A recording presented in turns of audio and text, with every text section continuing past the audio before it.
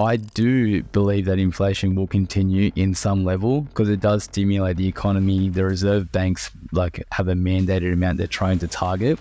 I don't see why we wouldn't have inflation because everything is geared towards it happening. You can funnel more of that disposable income into your mortgage and pay off your loan a lot faster. And it's inflation helping you pay off your loan faster by increasing your wage over time. Welcome back to the Homebuyers Australia podcast. My name's Jack Corbett and I've got Damien Walker here at Atelier Wealth. Today we're going to be talking about inflation and all the big questions and run you through what it means to us as a consumer. Welcome back, Damo. Yeah, thanks, Jack, and welcome, listeners. We're going to be tackling the big issue of inflation today, so let's jump into it. Mate, do you want to run me through, because this is definitely your area of expertise and you're, I guess, the most knowledgeable. What is inflation? Inflation, generally speaking, is the increase in the price of goods and services. In Australia, we refer to it as the CPI, Consumer Price Index. It's a very in the news and in the media at the moment, just because of the last 2 years post-COVID. We've been in quite a high inflationary environment. So, it's effectively just the increase in the price of everything, the increase in the price of your food, increase in the price of your hairdresser. Everything is just sort of lifting at a percentage. And we're trying to have that percentage increase be regulated. And in a high inflationary environment, I guess that percentage gets out of control. So last year we were up to 7.8%. As a country, the Reserve Bank of Australia tries to keep inflation at 2 to 3%. So definitely when we're in a high inflationary environment, it just means that those prices of all those goods and services are going up at quite a rapid rate. And Damo, this is probably a silly question, but some people be asking, what's the point of inflation? Why does it exist? Why can't it just be 1% forever and everything's fine and dandy? Run me through that. What is the purpose of it? Yeah, it's a great question. Look, there's two main mechanisms that I would refer back to.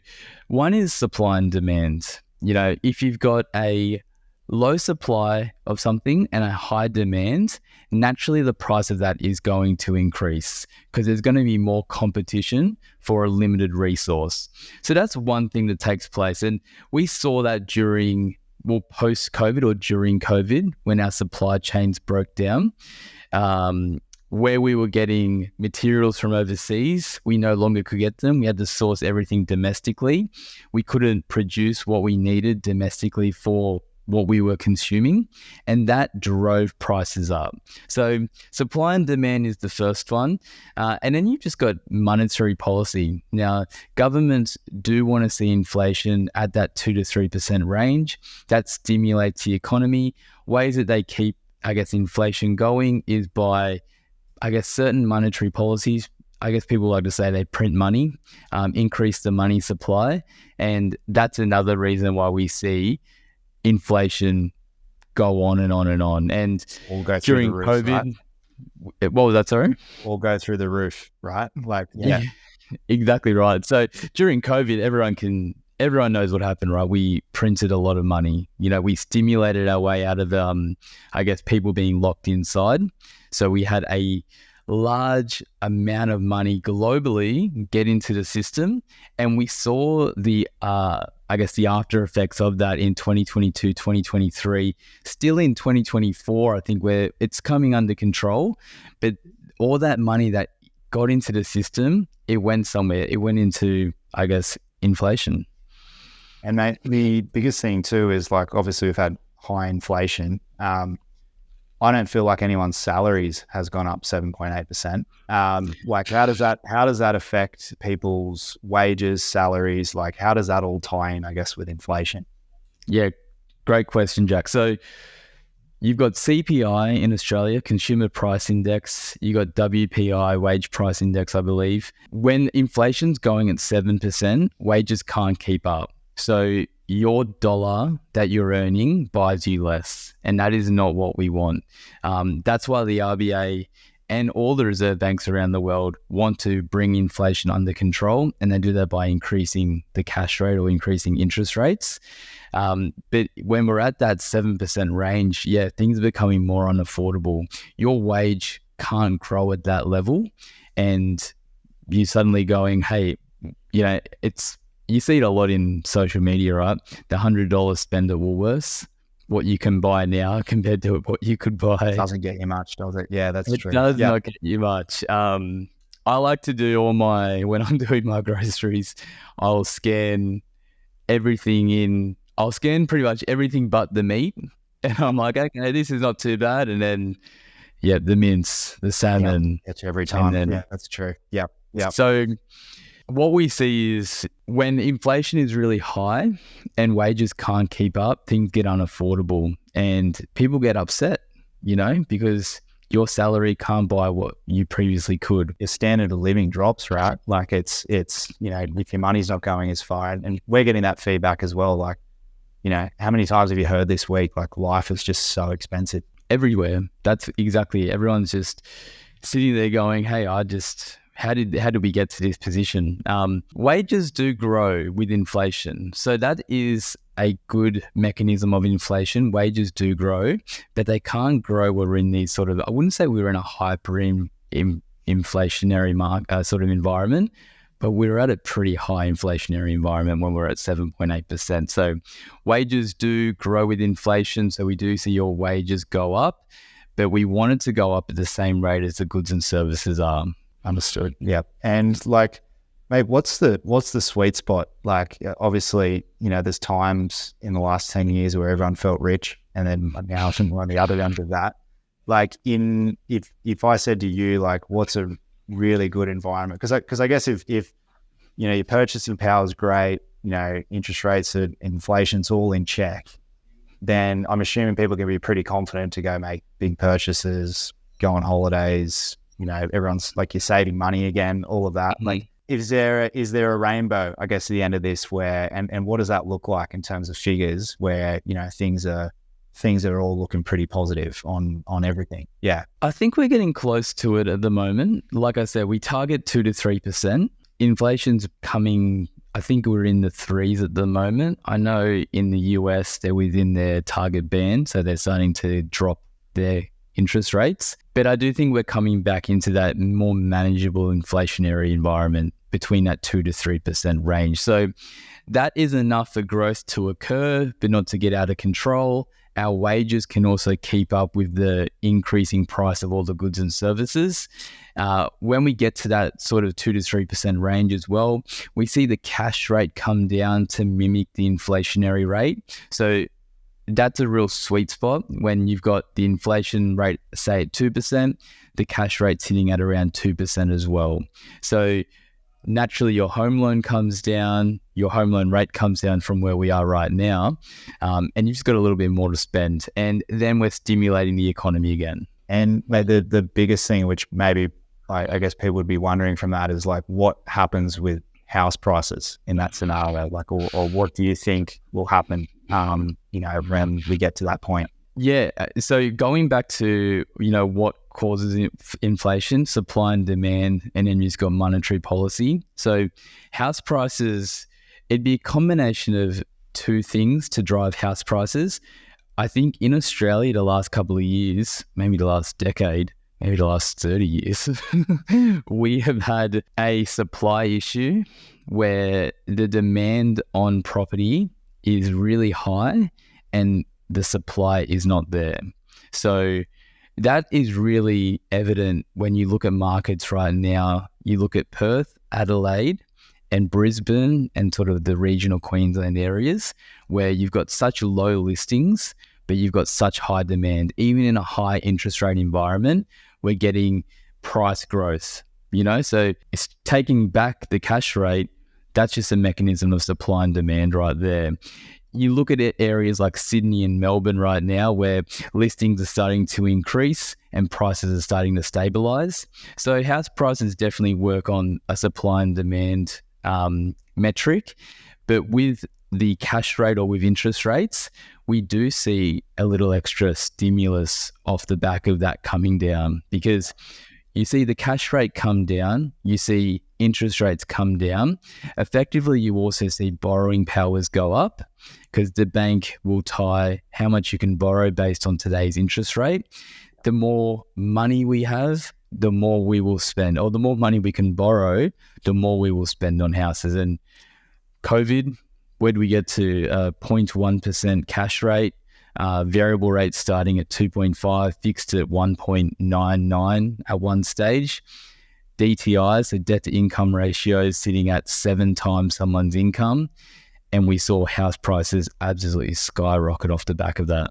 So it would be pretty fair to say that if inflation comes under control, interest rates drop, that it's very likely that whilst people's buying capacity is going to improve, they'll be able to spend and borrow more money. Mm-hmm. That there's a very good chance that house prices will go up, because I don't even need figures around this. I see it every day. I think people will spend what the bank will give them, right? Like typical. Yeah. Yeah, for sure. Yeah. And I mean, you're the buyer's agent. I'm the mortgage broker. I'm facilitating the debt, and 100%. I think people, they want to borrow more. They want to buy a nice property. You know, they want to buy a quality asset. They want to upgrade. You know, when you understand how inflation can help your debts, it makes sense. And we'll talk about that in a little bit. But yeah, people will take what the bank will give them. So I do think that, yeah, if cash rate comes down, while it's a sign that the economy is not doing too well, it's a sign that we're probably in a recession. I know we're in a per capita recession right now.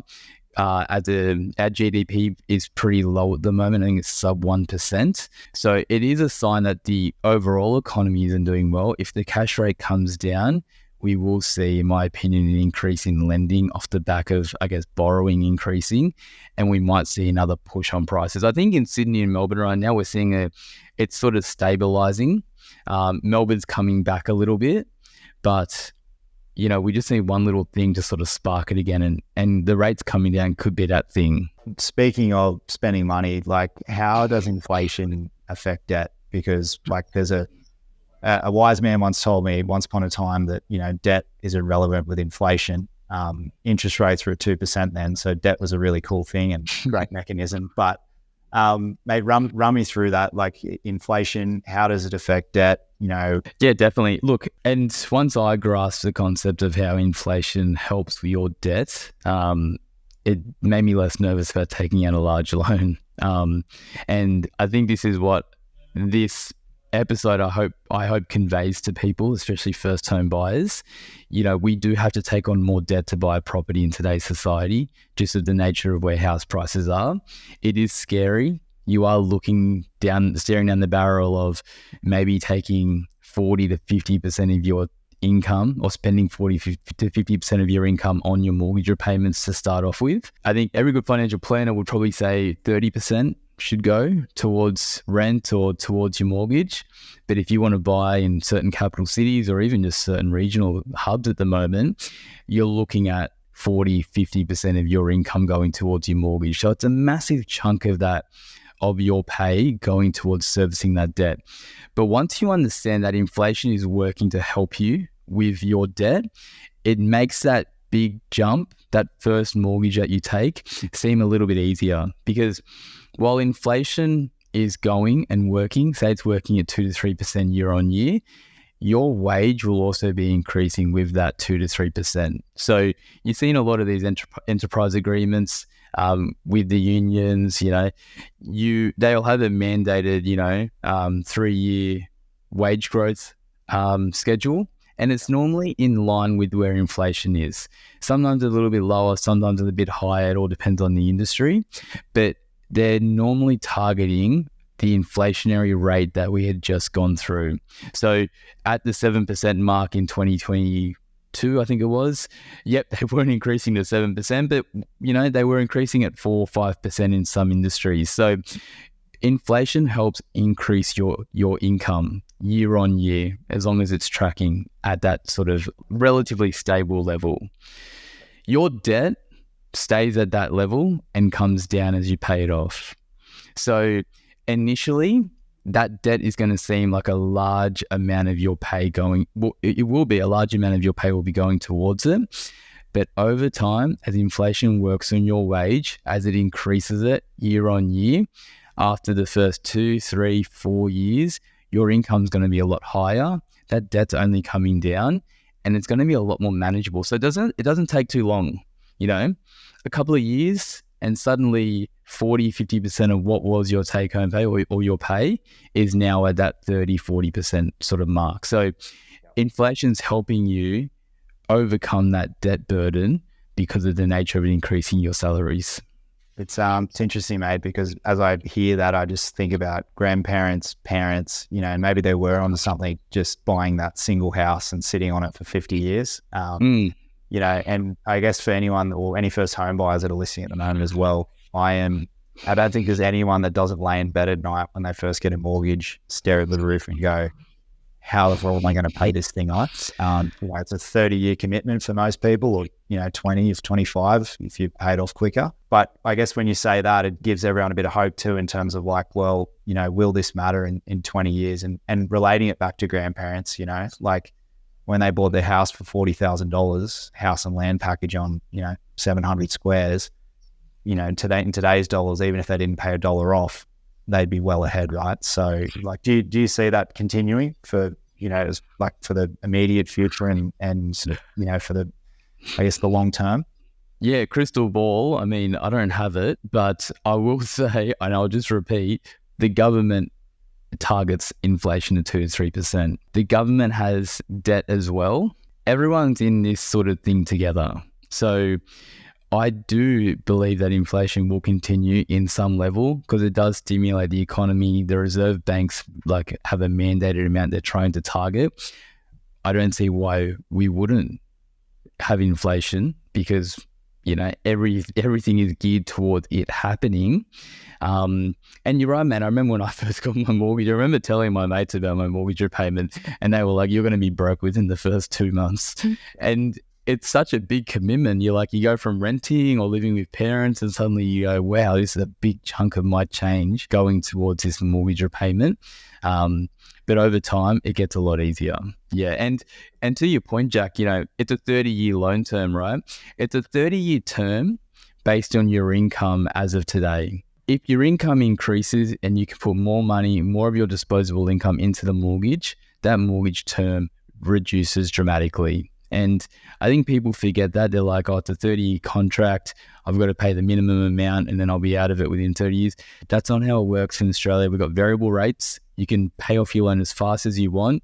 If your income's going up, and just to make sure you avoid lifestyle creep, you can funnel more of that disposable income into your mortgage and pay off your loan a lot faster. And it's inflation helping you pay off your loan faster by increasing your wage over time. And in good news, I think the current interest rates have helped everyone from lifestyle creep, I think. So people keep that in check, that's for sure. Yeah. Definitely. It was forced. And I mean, a wise man told me, sometimes we need these times, we need to learn to tighten the belt buckle, to cut back on spending, to sort of direct our funds to what is actually necessary. Otherwise we become gluttonous fools, fall of the Roman Empire style scenarios. So it's tough. There's no doubt about it. Like, people are, hurting financially. Everyone's cutting back. But, when you come out of it, say next year when we have some rate cuts and suddenly you were able to budget your money more efficiently and now you've got more money coming in off the back of saving interest off your home loan, or even now that rents are stabilizing for people and you don't have to fear renewing your 12-month lease and fear a $100 increase, you're going to come out of it hopefully with a bit more respect or holding a bit more value for your money, like waves are catching up, your money's going a little bit further, and that should hopefully, if all goes well and following cycles, that should improve hopefully next year again, shouldn't it? Definitely. Yeah. And when that does happen, you can go out and spend it or you can go and invest it and pay off your mortgage. So I think it's all about how you do save or how you do use that money when it comes back, because when it gets taken away, there's no choice, but when it comes back to you, the choice goes on back to you as to how you're going to direct your funds. I think what you said before is a really good point too. Like we do need times like this, as much as it sucks with high interest rates and low buying power. Like I think it does keep yourself in check, right? Like you go back to 3 or 4 years ago, talking to people that were just just buying up as much as they could, financing everything. Like you don't have times like this. Like you said, you do end up. I guess you could end up being owned by the banks, right? In terms of like you've just got repayments up to here. And like, I think it does keep your finances in check. And then I think the biggest thing from here on out, if things do improve and interest rates come down, is to remember this time. And then also, like you said, avoid that lifestyle creep, maybe don't upgrade, maybe keep the car you've got. And then that way you're just going to have more savings, more buying power, more options as well around what you want to do in the future by not just, the minute you can going and upgrading everything and refinancing. Definitely. It's a good thing.